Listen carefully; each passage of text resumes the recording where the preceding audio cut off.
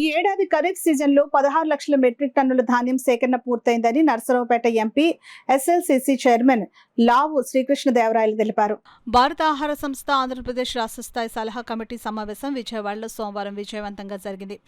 Narasaraopet MP మరియు ఎస్ఎల్సీసీ chairman లావు శ్రీలక్ష్మీదేవరాయలు సమావేశానికి అధ్యక్షత వహించారు.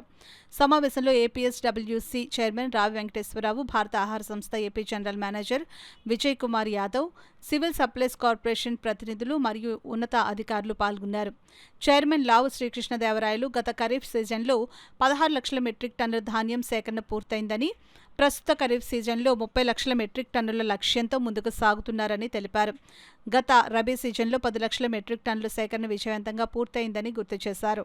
సదస్సులో మద్దా వికాస్ ప్రత్యేకంగా పాల్గొని రాష్ట్రంలోని ఆహార ధాన్య నిర్వహణ, నిల్వ, పంపిణీ సమస్యలపై తన సూచనలు తెలిపారు.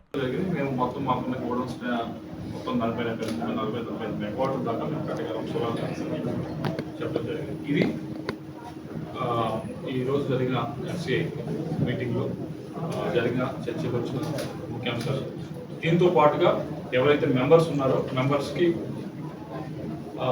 వారి వైపు నుంచి కొన్ని సమస్యలు వారి వైపు నుంచి ఉన్నవి చెప్పడం జరిగింది. అయితే వారికి ఎండి గారు కూడా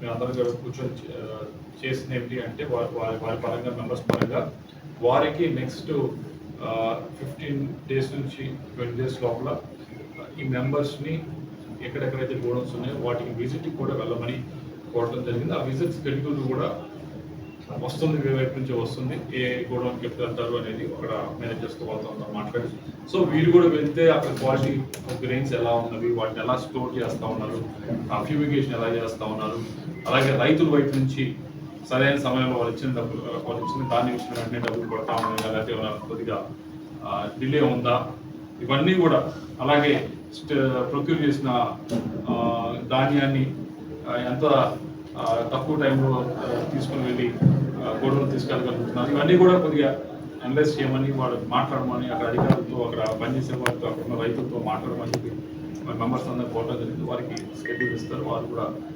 గోడౌన్స్కి నెక్స్ట్ మీటింగ్కి రిపోర్ట్ చేయడానికి